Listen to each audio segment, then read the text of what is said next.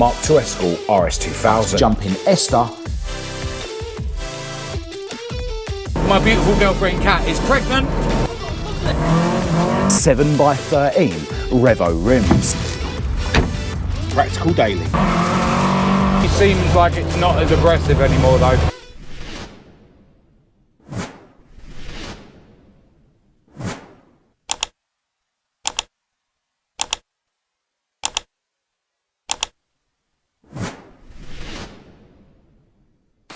The weather is absolutely beautiful today, which is making me very excited for what's to come in summer 2025. Today, I'm going to take my favourite car, Esther, the ST170 powered Mk1 Escort, out for a rip, which is going to give me an opportunity to explain to you guys exactly how my life has just got a whole lot busier.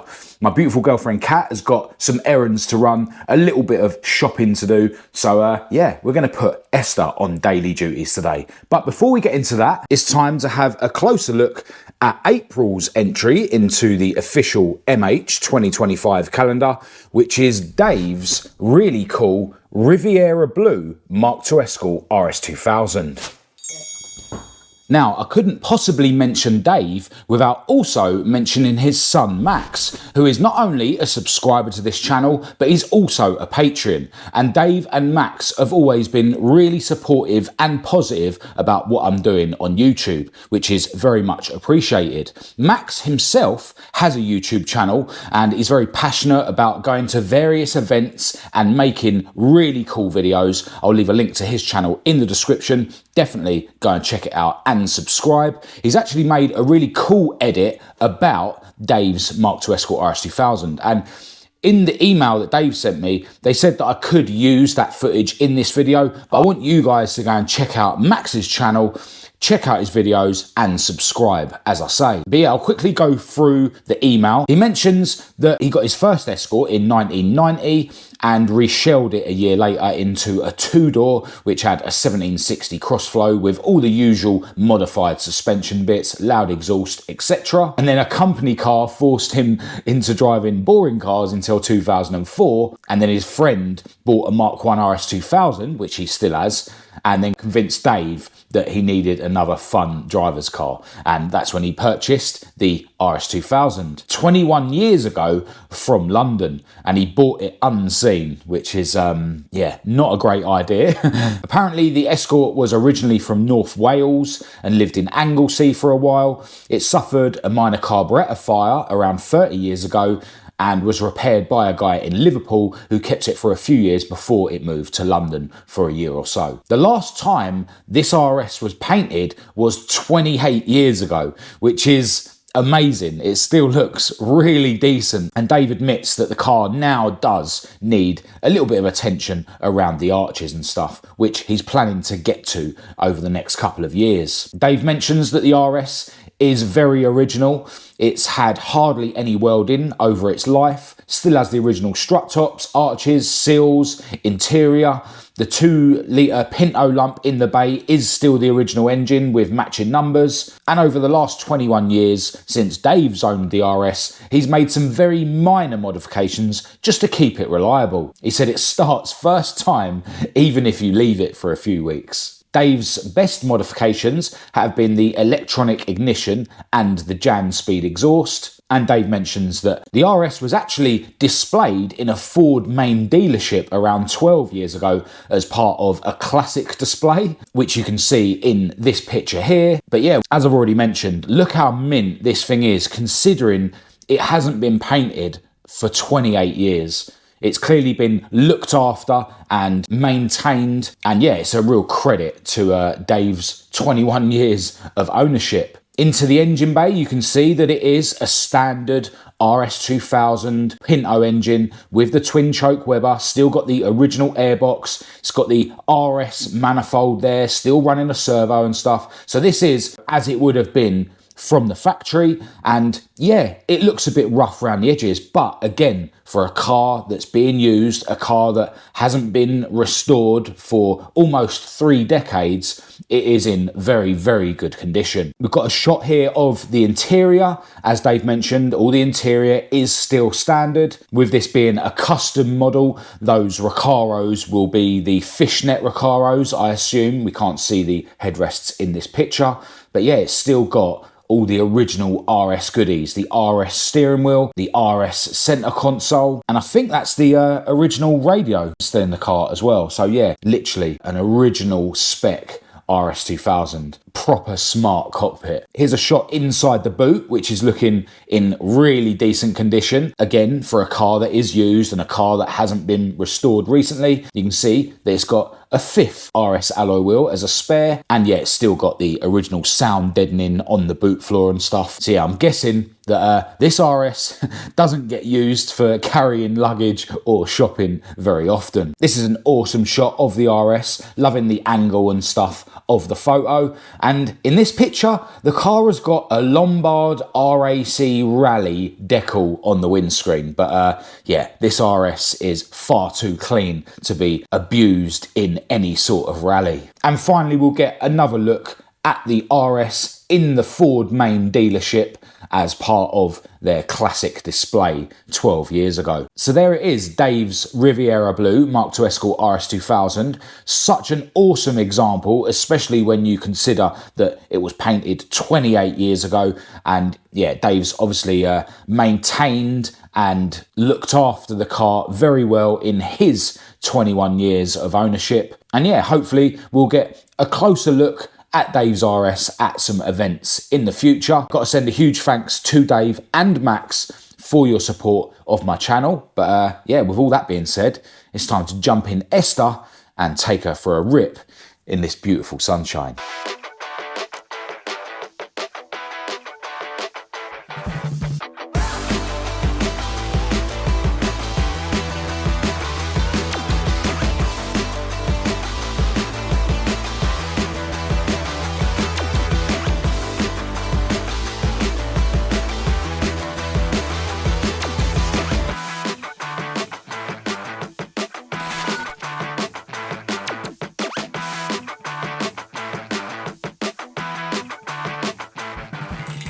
Got to send a shout out to my good friend Johnny Bamba, who guessed in the comments of the last video that the reason I've got a bit busier is that my beautiful girlfriend Kat is pregnant. Thankfully, you are wrong. Kat is not pregnant, as far as we know.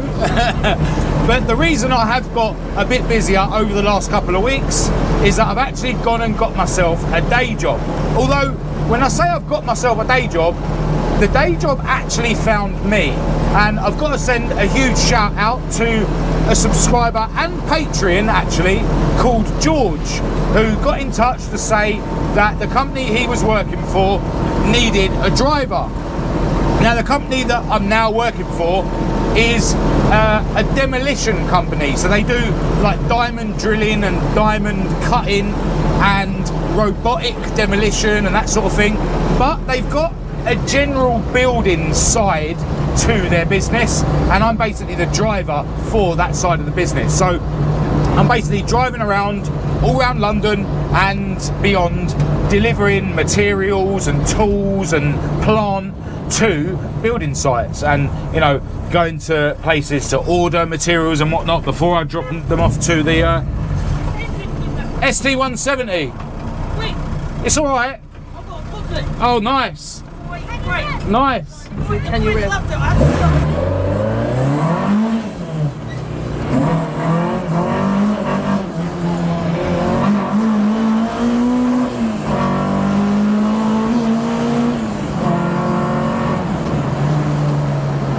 Shout out to the guy in the BMW X5. Right, where was I? So basically, I've got a driving job where I'm delivering materials and tools and stuff to building sites, and yeah, I'm really enjoying it. It's ticked quite a few boxes for me in terms of my life, apart from having some regular income coming in. Now there's a balance, because although I've now got a more regular income coming in, I've inevitably got less time to do all my other stuff. But because this job requires me to get up a lot earlier, it means that I'm maybe having a little bit less sleep, I'm putting a little bit less time into my fitness and stuff like that, a little bit less time into my other ventures, and you know, inevitably I'm going to have a little bit less time to film and edit videos for this channel. But I am determined to keep everything going. You know, I'm not scared of being super busy. I like being super busy. It keeps me on my toes, and yeah, it's the only way that this life basically makes sense. But yeah, aside from the regular income, this job now means that I've got a van, because the van that I use for the job I'm allowed to take home, so that's a commute sorted, but I'm also allowed to use it in my spare time. So it's already a couple of times been really handy to have a van to carry stuff about, to have a vehicle to carry me about when Kat's at work and whatnot. It means I don't have to use her car all the time, and it means that I don't have to, you know, commute to this new job in one of my classic Fords, which yeah, saves a whole load of money, like in terms of fuel and stuff. So that's good. But also the atmosphere at this job seems so far to really suit me, and I feel like I suit the job as well. I'm kind of my own boss, out in the van doing my thing, and I'd like to think that I'm doing a good job. You know, there's been a few instances where I've had to think on my feet and sort of solve issues that have cropped up, you know, with regards to certain materials not being at building sites, etc, etc. So I like that side of it as well. So yeah, overall I'm really enjoying the job. It's forced me to start getting up earlier in the morning, which is always something that I've struggled with and I've always wanted to do. You know, I nowadays get up at like 4, half 4, which on most days, sometimes I flop, but most days gives me an opportunity to do some admin or whatever before I leave for work. And potentially the job is supposed to have me finishing early enough so that I can then crack on with the car stuff, crack on with editing videos and stuff in the afternoon. Admittedly, the last couple of weeks I have been super busy in the job and I've been able to do a lot less other stuff in the afternoon, but it will vary. So on the days that I'm working longer hours in this day job, it means I'm going to earn more money, which then means I'm going to have slightly less time to do everything else, and vice versa. In the times where the day job is quieter, I'll be earning slightly less money there, but I'll then hopefully have more time to crack on with all my other stuff. But the channel, if I'm being honest with myself, in general, when I was, you know, not doing a job alongside it, I felt under pressure to film everything, and I do feel like in an ideal world I shouldn't be filming everything. I should be filming the stuff that's more interesting, making the videos more high quality rather than worrying about how frequent they are. So this whole new setup, this whole new situation is going to force me to be a bit more selective about what I do bother filming, which should actually make the videos better.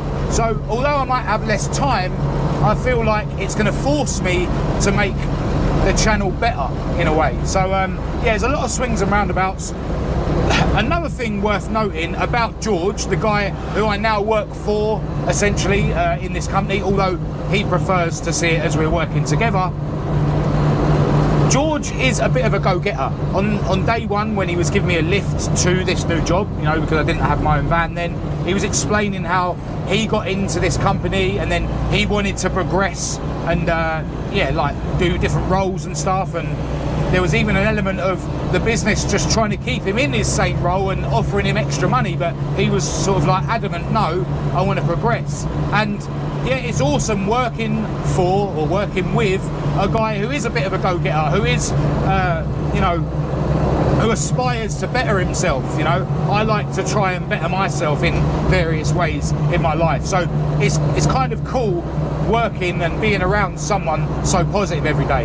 In fact, me and George have actually been talking about how we can work together to make things happen in and around this channel and with everything else I'm doing. So yeah, that's another benefit to this job, which I'm really excited about. So yeah, I know George will be watching this video, so yeah, massive shout and a thanks to you for all your positivity.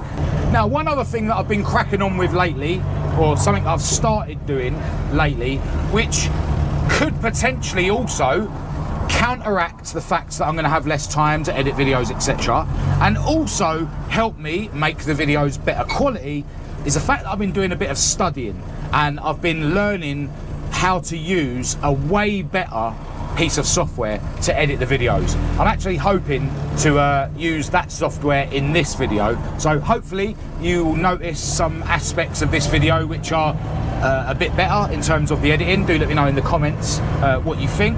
So this new piece of software, it's already clear that certain things that take me ages in the software that I've been using up to now are now going to be way easier and quicker in this other software, and better quality in this other software. So that should mean that even though I've got less time to edit the videos because I'm doing a day job, it should mean potentially that the videos might be slightly quicker to edit and they'll be better quality. So yeah, it might not be as bad as I kind of feared in terms of not having enough time to keep this channel going. And also, you know, me learning these new skills and learning how to use this new software is just another part of me trying to progress as a person. You know, I'm always trying to better myself as a person, whether it be, you know, business, whether it be fitness, whether it be, yeah, everything. So me doing this little bit of learning and gaining more skills, yeah, I'm really excited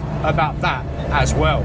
Now, for those of you that watch the On Track channel, this day job is kind of going to help me with that as well. I know I haven't been putting out nearly enough videos on that channel lately, but I have recently started filming videos just on my phone and stuff when I'm out and about doing my day job. So yeah, the day job now kind of gives me time to focus on that as well, which is also very important to me. It doesn't earn me any money, I mean like £2 a month or something, but yeah, in terms of me becoming the person that I want to become and me potentially helping other people, that is very important to me. So it enables me to do that as well. And you know, for those of you that do watch those videos and you've kind of heard about my life when I had my old day job, you know, I'm a way different person now than I was then. So yeah, it's all great, but I do feel that this job suits me way better than that old job did, in terms of being around positive people, as I've already mentioned, and in terms of it being, how can I put it, it's a bit less of a pansy job, you know. Yeah, that old job, it was just full of negative people that went on as if they're working too hard when they weren't. Whereas this job, you know, there's a lot of heavy lifting involved. It's a very much, you know, get on with it kind of job, and yeah, it suits me way better. But yeah, I think I've covered everything in terms of explaining why my life is now going to be a lot busier. But yeah, we've got some errands to run, as I say, and before we get to our first stop, I think we should make some noise.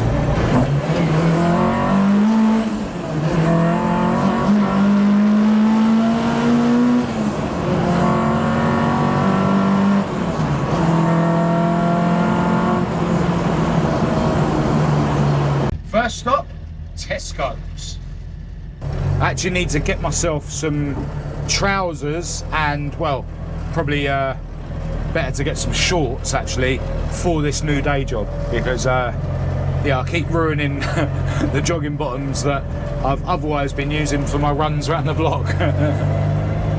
Of course, gotta park Esther miles out of the way of the supermarket, so that hopefully she doesn't get any door dings. One thing I've been thinking recently though is that maybe she needs some wider Revos, maybe some 7s. I think this is the perfect point to interrupt this video to show you these 7x13 Revo rims. I know I'm biased, but in my opinion, Revolution 4-spoke rims look cool on all classic Fords, and they make a nice change from the mini lights and the RS 4-spokes that you seem to see everywhere. These look proper smart with the gloss black centres and huge polished deep dishes, and they're clad in Yokohama A539 175/50 13 tyres. A full set of brand new wheel nuts and locking wheel nuts completes this kit. which actually cost over £800 by the time it was delivered to MHHQ. I've actually decided that I'm not going to be fitting these rims to Esther because they're going to be going to one of you guys for less than the price of a cup of coffee. All you need to do is enter the competition on my website now. Tickets cost £1.50 or you can get 8 tickets for a tenner. So for your chance to get your hands on these awesome rims, tyres and wheel nuts, head over to marcushayesuk.com now to grab your tickets. And now it's back to the video. All right, work clothing acquired. Actually bought myself some other shorts in Tesco's as well. It's mad to think years ago I would never buy clothes in Tesco's when I was when I had a lot younger, immature mindset where I was worried about brands and whatnot. But yeah, just stuck some fuel in the old girl as well. And now next stop is Lidl. How exciting. But there is at least one roundabout between here and there though.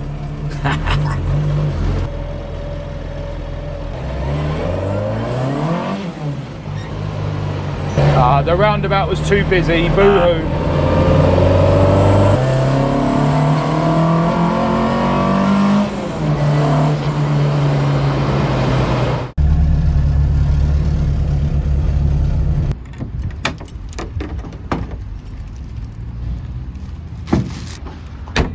Practical daily. All right, shopping acquired. The middle aisle was a bit grim today, it has to be said. It's mainly just gardening stuff, but I suppose with the weather improving, that is to be expected. I need to get myself a smaller corded drill out of Lidl at some point, as soon as I see those in stock. Because, yeah, the one I bought before is just too beefy. It's really sort of clumsy to use. But I digress. We are now going to make our way home. And I think I want to talk a little bit about where I'm at with the cars, because I'm kind of in a bit of a rut, right? Because it's taken ages to sort out a second garage close to home because the council are just useless. It just seems like all councils are useless. I don't really understand how hard it is to sort of say, right, this person needs a garage, here's a garage that's empty, and rent it out. But yeah, we will get a second garage round near where we live, and I'm excited to see how that's going to help me in terms of making, you know, making videos more sort of easier to make without me having to travel all the way to the other garages. So yeah, with the cars, I really want to start tearing this thing apart because I've got a bit of welding to do in the engine bay. I've explained all this before, but it's going to involve me ripping the engine out, which means I can then set about potentially rebuilding it or maybe finding another engine. And yeah, got a little bit of welding to do, a little bit of paint work to do, a carbon fibre piece to add that I've had for ages, but I'm kind of scared to rip this thing apart whilst I haven't got the second garage, because at the moment this thing is drivable.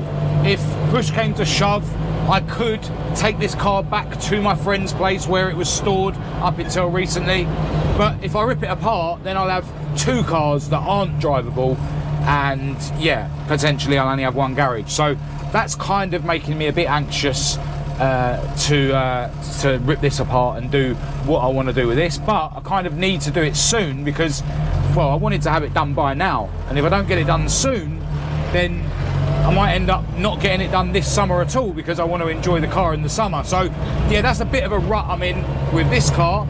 In terms of Heidi, I have been cracking on with some filler work behind the scenes, as I mentioned I would at the end of the last video, and that thing is seriously getting close to being ready to primer. Apart from the front wings, I'm just seeing them as a separate project because they're just bolt-on parts. But yeah, pretty soon, whichever way it's going to happen, I will be 2-pack primer in that car, and once that's prepped, I will then be able to, however it's going to happen, get that thing painted. And I'm in a fortunate position where I've got a few options in terms of primering and painting it. I don't want to go into too much detail, but I'm pretty certain I won't be going with plan A in terms of who and where that car's going to get painted, because yeah, that just doesn't seem to be happening. But yeah, I've got options, but right now I need to keep cracking on with the filler work, which I have been doing, although, you know, I don't think you need to see it happen. But yeah, progress is being made on Heidi.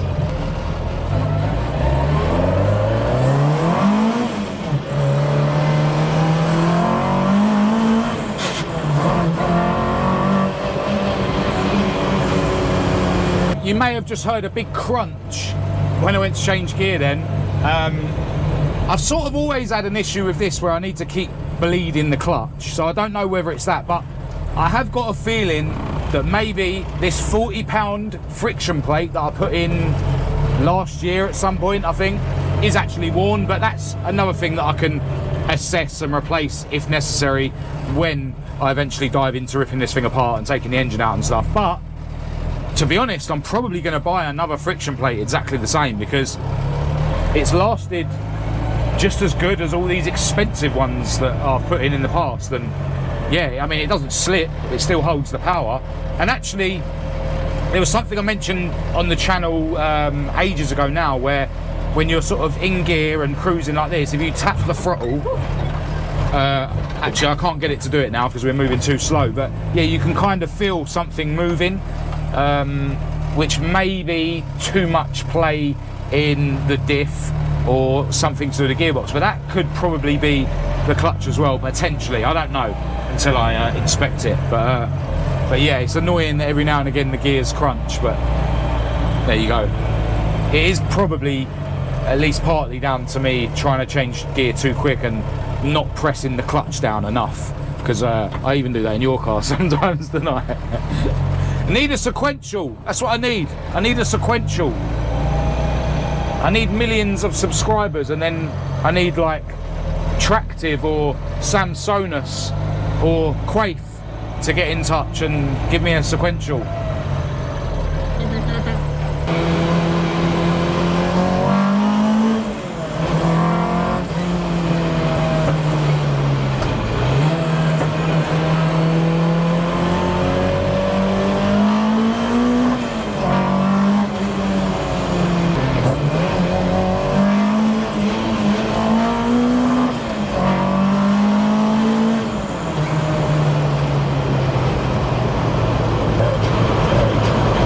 There's that noise I was on about.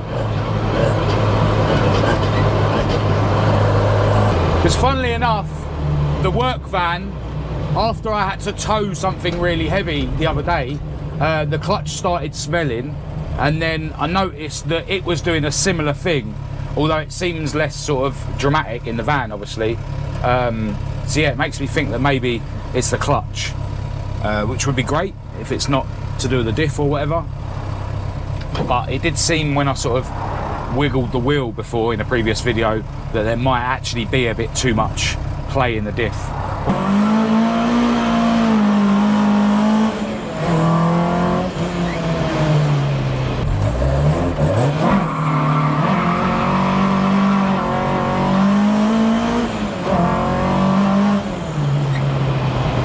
The diff definitely seems like it's not as aggressive anymore though. So yeah, I suspected it needed a rebuild. I'm pretty certain it does. It's been over a week since the last clip, and since then I've had a bad hair day. Really can't wait for this to grow back so that I can have my beard back again. But in more positive news, I've now got myself a brand new MacBook Pro. This is the third MacBook Pro that I've ever had, and because I'm a hoarder, I've still got the other two here as well. The new MacBook Pro is way more capable of utilising the new editing software that I've used in this video and I'm going to be using moving forward, and yeah, I'm really enjoying the editing process more now that I've got the new MacBook and the new software. In other news, I've been cracking on loads behind the scenes with some bits on Heidi, and you guys that are on my Patreon would have seen a little bit of that in the latest Patreon video, and I aim to carry on cracking on with those bits on Heidi behind the scenes for the rest of this week. Don't forget to jump on the raffle on my website at marcushayesuk.com to get your hands on those really cool Revo rims and tyres and wheel nuts. The plan with the raffles is to just keep reinvesting the money into future raffles if this one is a success, and the ultimate dream would be to one day give away a whole car to one of you guys. But yeah, we'll see how it goes. Anyway, with all that being said, I need to get myself ready for a boxing class this evening, so I need to end this video here. As usual, massive thanks to everyone who's tuned in. Do check all the links in the description to follow me elsewhere on the internet. My email address is down there, of course, for anyone who wants to contact me. Huge thanks, as always, to my patrons for your ongoing support. But other than that, until next time, thanks for watching.